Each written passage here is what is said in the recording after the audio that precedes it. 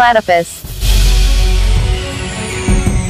Mempunyai ukuran sebesar kucing atau berat 2,5 kg, platypus terlihat seperti perpaduan antara bebek dan berang-berang. Namun, keunikan mamalia bertelur ini melampaui penampilannya. Misalnya, mereka dapat mendeteksi mangsa di bawah air menggunakan elektrolokasi. Di habitat semi-akuatik, platypus berada di sungai-sungai Australia Timur dan Tasmania. Platypus betina bertelur sementara mamalia lain melahirkan keturunan hidup. Inilah yang menyebabkan platypus paling berbeda di antara mamalia lainnya. Saat ini, hanya ada 5 spesies dalam kelompok Monotremata. Salah satunya adalah spesies platypus milik Ornithorhynchus, seperti platypus berparuh bebek, sedangkan 4 lainnya adalah Echidna. Pada akhir abad ke-18, para ilmuwan pertama kali menemukan platypus, yang kemunculannya membuat mereka kebingungan, karena platypus berparuh bebek terlihat mirip dengan namanya yang berbulu. Itu terbuat dari kulit lembut dan menampung reseptor sensitif, memungkinkan platypus mendeteksi sinyal listrik yang dipancarkan oleh otot mangsanya. Paruh platypus datar dan lebar, yang memungkinkan hewan tersebut menavigasi air sambil mencari makanan. Selain paruhnya yang aneh, ekornya yang seperti berang-berang, lebar dan rata, membantu platypus berenang dan bermanuver di air. Ekor ini juga berfungsi sebagai tempat penyimpanan cadangan lemak. Kaki berselaput platypus juga menampilkan jaring yang dapat ditarik di kaki belakang agar lebih mudah berjalan di darat. Tubuhnya yang seperti berang-berang dan cakarnya yang seperti tahi lalat melengkapi penampilannya yang aneh. Platypus jantan adalah contoh dari sedikit mamalia berbisa di dunia.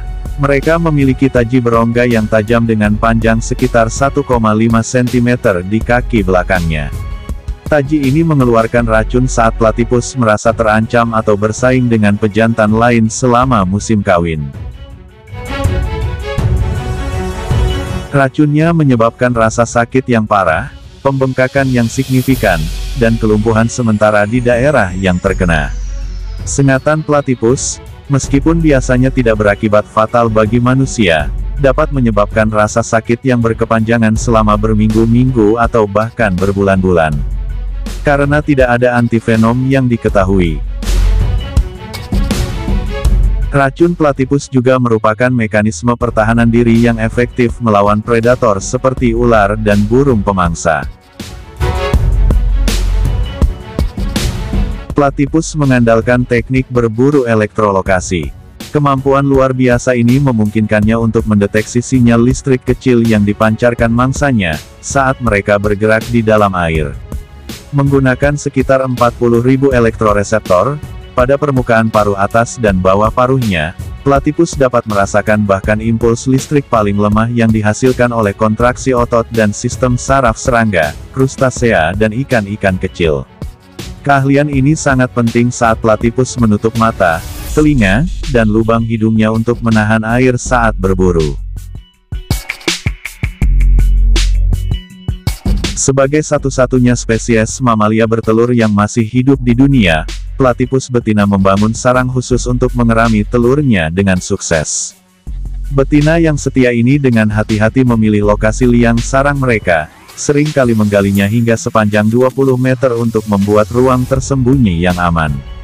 Di dalam ruang sempit ini, ibu platypus dengan cermat melapisi ruangan dengan daun dan bahan tanaman lainnya, tempat ia dapat bertelur. Setelah platypus bertelur 1 atau 2 telur, masa inkubasi sekitar 10 hari dimulai.